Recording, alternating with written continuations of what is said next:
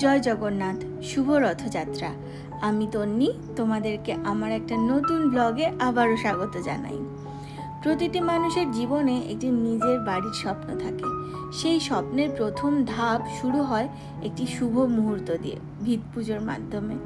আজ বৃহস্পতিবার 16 জুলাই 2026 আমাদের পরিবারের জন্যও তেমনই একটি বিশেষ ও স্মরণীয় দিন। আজ আমাদের নতুন বাড়ির ভিত পুজো। শাস্ত্র মতে ভিত পুজো শুধুমাত্র একটি আচার অনুষ্ঠান নয়, এটি ভগবানের আশীর্বাদ প্রার্থনা করার এক পবিত্র উপায়। বিশ্বাস করা হয় শুভ লগ্নে এবং ঈশ্বরের নাম স্মরণ করে বাড়ির ভিত্তি স্থাপন করলে সেই গৃহের সুখ, শান্তি, সমৃদ্ধি এবং মঙ্গল বিরাজ করে। পুজোর প্রতিটি উপকরণ, ঘট, আম পাতা, নারকেল, ফুল, ধূপ, প্রদীপ এবং পবিত্র মন্ত্র, সব কিছুর মধ্যেই লুকিয়ে থাকে শুভ শক্তির আহ্বান। প্রতিটি মুহূর্ত আমাদের মনে করিয়ে দেয় একটি নতুন শুরুর আগে ঈশ্বরের আশীর্বাদ কতটা মূল্যবান।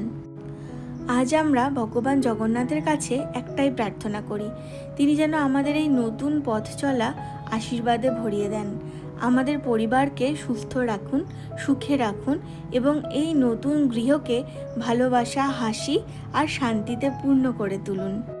এই বাড়িটি শুধু ইট, বালি আর সিমেন্ট দিয়ে তৈরি হবে না। এই বাড়ির প্রতিটি দেওয়ালে থাকবে আমাদের স্বপ্ন, আমাদের অক্লান্ত পরিশ্রম, আমাদের ভালোবাসা এবং অসংখ্য সুন্দর স্মৃতি। আমাদের জীবনের এই বিশেষ দিনটি ইউটিউবের পাতায় তোলা থাকুক স্মৃতি হিসেবে। পুরোহিত মশাই অনেক আচার অনুষ্ঠান করছিলেন মিস্ত্রি দাদাকে দিয়ে, এবং মিস্ত্রি দাদাও খুব সুন্দরভাবে আমাদের এই আচার অনুষ্ঠানগুলো সামিল হচ্ছিলেন। খুব মন দিয়ে ভক্তি ভরে কাজগুলো করছিলেন।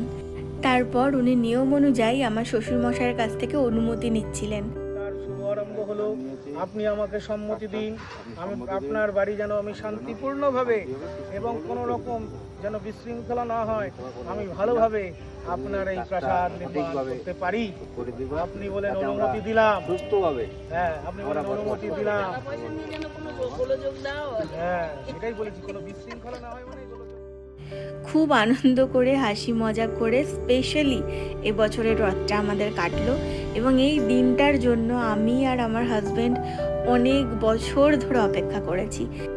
আজ থেকে 8 বছর আগে আমরা দুজন যখন ছোট্ট একটা বিজনেস শুরু করেছিলাম, সেদিন থেকেই দুজনে স্বপ্ন দেখতাম নিজেদের একটা ছোট্ট বাড়ি হবে। তো প্রভু জগন্নাথের কৃপা এবং আমার ঠাকুর শ্রীরামকৃষ্ণদেবের কৃপায় আজকে আমরা ছোট্ট একটু জায়গা কিনতে পেরেছি, এবং আশা করছি ভবিষ্যতেও আমাদের স্বপ্নের বাড়িটি আমরা তৈরি করতে পারবো। পুজোর দিন আমার মা, আমার বাবা, আমার শ্বশুরমশাই, শাশুড়ি মা আর আমরা দুজন তো বটেই, সবাই মিলে আমরা ছিলাম। এবং ভগবানের কৃপার পরে বাবা মায়ের আশীর্বাদ ছাড়া তো এগুলো কোনোদিনই সম্ভব নয়, মানে অসম্ভব বিষয় সেটা। তো এই যে ঠাকুরমশাই আমাদের সবাইকে শান্তি জল দিয়ে দিলেন, আর তারপরেই শুরু হলো আমাদের ভিত তৈরি করা। মিস্ত্রি দাদা ভিত তৈরি করছিলেন ঠাকুরের নাম নিয়ে। তো এইভাবেই আমরা ছোট্ট ছোট্ট পায়ে এগিয়ে চলছি। আশা করছি ঠাকুর সাথে থাকবেন। আর এরপরে আমরা একে একে সবাই একটা করে ইট দিচ্ছিলাম ভিতে। প্রথমে বাবু দিলেন, মানে আমার শ্বশুরমশাই, তারপর আমার হাজব্যান্ড দিল, তারপর আমরা আর কি সবাই সবার নামে নামে একটা করে ইট মিস্ত্রি দাদা বলেছিলেন দিতে, তো সেইভাবেই দেওয়া হচ্ছিল। তারপরে আমি দিলাম একটা ইট, এবং তারপরে আমার শাশুড়ি মা, যাকে আমি মানি বলি, তো মানি একটা ইট দিল, এবং সব শেষে 5 নম্বর ইটটা দিয়েছিল আমার মা।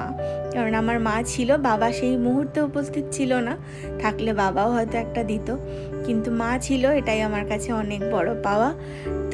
তো এইভাবে ঠাকুরের দয়ায় আমরা আমাদের স্বপ্ন পূরণের দিকে আস্তে আস্তে এগিয়ে চলেছি। আপনাদের সকলের কাছেও আমাদের আন্তরিক অনুরোধ, আমাদের জন্য আশীর্বাদ করবেন, যাতে এই ছোট্ট স্বপ্নটি খুব শীঘ্রই আমরা সুন্দর বাস্তবে পরিণত করতে পারি। আর যদি ভিডিওটা আপনাদের ভালো লাগে তাহলে অবশ্যই একটা লাইক করবেন, আপনাদের মতামত কমেন্টে জানাবেন, এবং এমন সুন্দর মুহূর্তের সঙ্গী হতে চ্যানেলটি সাবস্ক্রাইব করবেন, এবং অবশ্যই আমাদের পরিবারের সঙ্গে যুক্ত থাকবেন।